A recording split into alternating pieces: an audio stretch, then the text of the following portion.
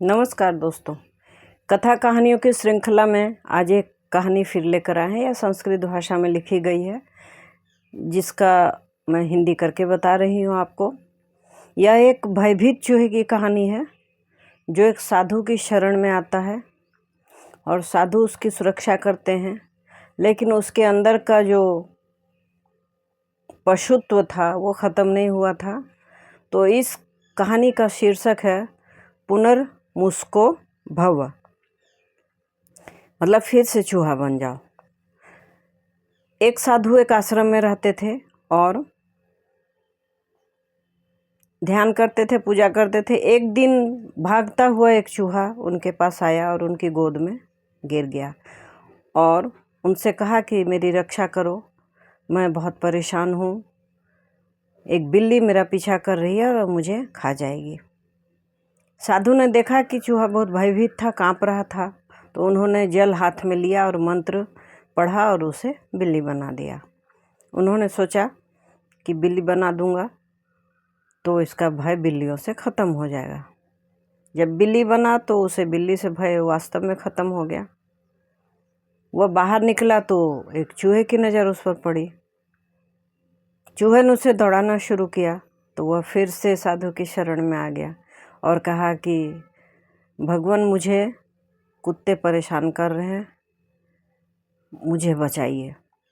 साधु ने सोचा कि चलो, इसे कुत्ते से भय है तो मैं इसे कुत्ता ही बना देता हूँ। उन्होंने फिर हाथ में जल लिया और मंत्र पढ़ा और उसके ऊपर छिड़क दिया और कहा कि तुम कुत्ता बन जाओ। अब कुत्ता बनने के बाद उसमें थोड़ा सा डर ख़त्म हुआ और वह घूमने लगा। पूरे गांव, पूरी बस्ती में घूमता था, भौंकता था। कोई भी बिल्ली, कोई भी चूहा उसके सामने नहीं आता था, तो उसे अच्छा लगा। घूमते घूमते वह जब गांव की सीमा पर पहुंचा तो उसे एक शेर मिला। शेर ने उसे देखा तो खाने को दौड़ा, कहा कि तुम ही आज मेरा भोजन हो। कुत्ता भागने लगा, शेर उसका पीछा करने लगा। आश्रम तक आने के बाद शेर रुक गया और कुत्ता आश्रम में घुस गया।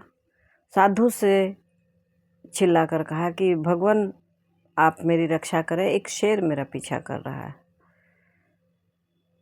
साधु ने कहा कि रोज रोज की समस्या से मुक्त ही कर दूं, चलो तुम शेर बन जाओ। उन्होंने हाथ में जल लिया और मंत्र पढ़ा और उसे शेर बना दिया।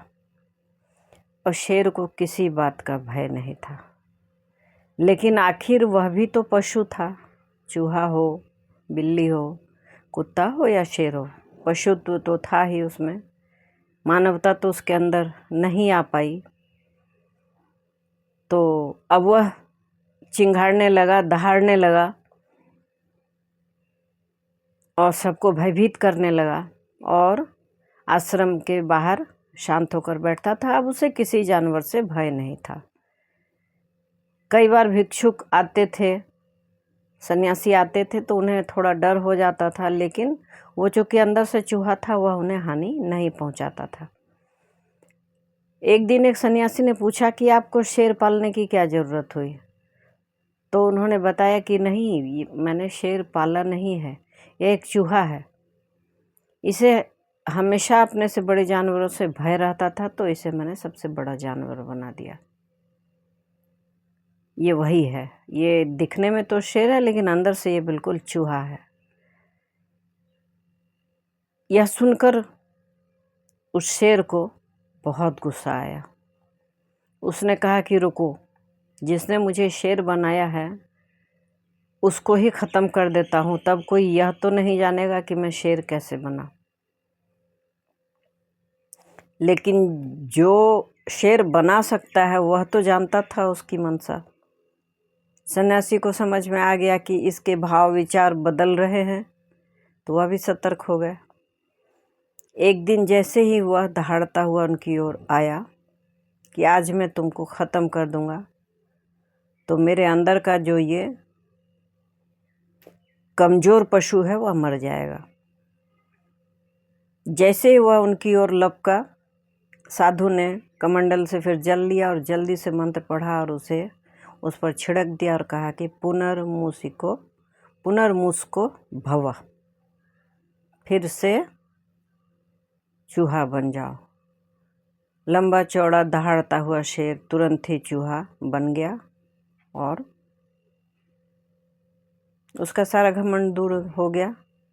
तो इससे दो बातें पता चलती है। एक पता चलती है कि करुणा से परिवर्तन तो होता है, लेकिन जानवर में जो पशुत्व होता है उसमें मानवता में परिवर्तित हुआ नहीं हो पाता है।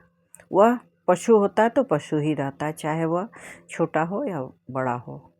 और कृतज्ञता जो होती है, किसी पर एहसान करना एक सीमा से ज़्यादा ठीक नहीं, क्योंकि बहुत दिन तक किसी का एहसान कोई नहीं मानता है। इसीलिए एक सीमा तक ही एहसान करना चाहिए, ताकि